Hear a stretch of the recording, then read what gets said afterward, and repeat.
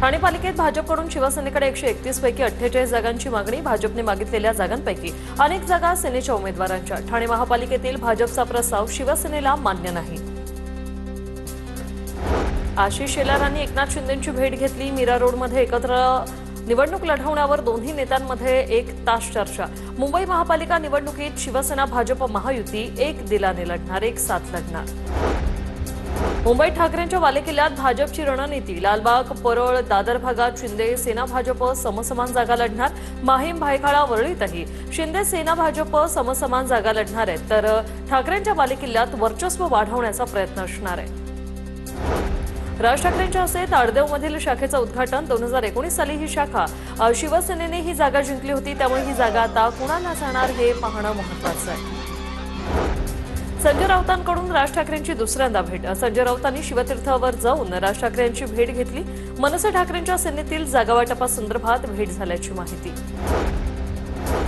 Manikrao Kokate supreme कोर्टात याचिका दाखल करणार। 2 दिवसात कोकाटे सुप्रीम कोर्टात धाव घेणार। शिक्षेला स्थगिती मिळावी यासाठी कोकाटे सुप्रीम कोर्टात जाणार। आमदार, खासदार, नेत्यांच्या कुटुंबातील असक्रिय सदस्यांना तिकीट देऊ नका। भाजप आमदार संजय उपाध्यायांचं मुख्यमंत्र्यांना पत्र।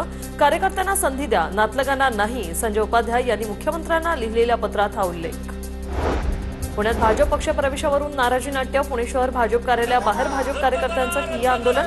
ठाकरेंच्या शिवसेनेतल्या अमोल देवळेकरांच्या पक्षप्रवेशाला विरोध।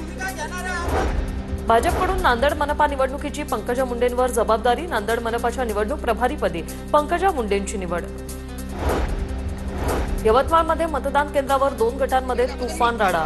अंजुमन इंग्लिश स्कूल मतदान केंद्रावर काँग्रेस आणि अपक्ष उमेदवार एकमेकांना भिडले। जमावाला पांगवण्यासाठी पोलिसांकडूनही सौम्य लाठीचार्ज।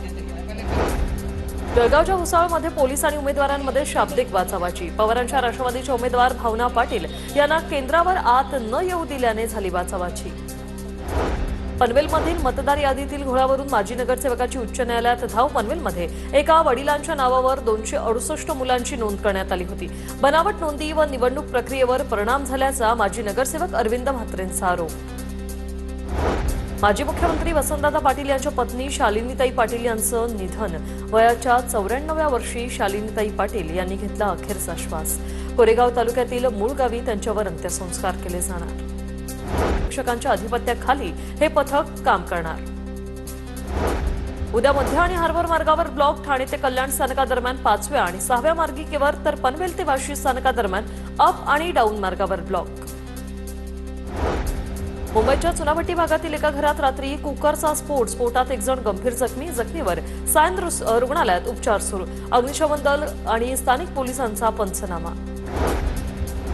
मुंबई आंतरराष्ट्रीय विमानतळावर 4.7 किलो ड्रग्ज जप्त। ड्रग्ज तस्करीतील प्रमुख आरोपी महिलेला DRIच्या अधिकाऱ्यांनी ठोकल्या बेड्या। 47 कोटींच्या ड्रग्ज तस्करीचं संचालनही ही महिला करत असल्याची माहिती। कल्याण उल्हासनगरला जोडणारा वालधुनी उड्डाण पूल आजपासून 20 दिवस वाहतुकीसाठी बंद। पुलाच्या दुरुस्तीच्या कामासाठी पूल बंद। धुळ्याच्या साक्रीमध्ये मुलींची छेड काढणाऱ्याची पोलिसांनी काढली धिंड। पालकांच्या ठिय्या आंदोलनानंतर पिंपळनेर पोलीस ऍक्शन मोडमध्ये। छेड काढणाऱ्यांची कॉलेज समोरच काढली धिंड।